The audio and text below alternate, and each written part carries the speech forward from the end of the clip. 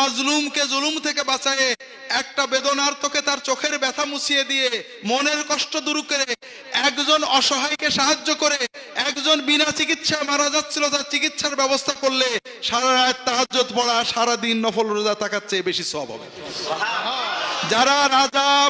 যারা শাসক, যারা ডিসি, এসপি, এমপি, মন্ত্রী,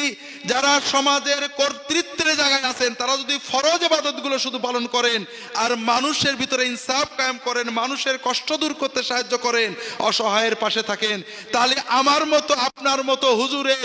জীবনভর 40 বছর জঙ্গলে থেকে তাহাজ্জুদ পড়া, নফল রোজা রাখার চেয়ে 100 কোটি গুণ বেশি বেলায়েত আল্লাহর কাছে পেয়ে যাবেন। কাজেই ভাইরে, এই মিথ্যা গল্পগুলো আমাদের সামনে বুঝিয়েছে যে আল্লাহর ওলি হওয়া বড় কঠিন। কথা বোঝেননি? এখন আমরা আল্লাহর ওলি হওয়ার চিন্তা বাদ দিছি, ওলি চিনে চিনে সালাম দিয়ে দোয়া নেওয়ার চিন্তায়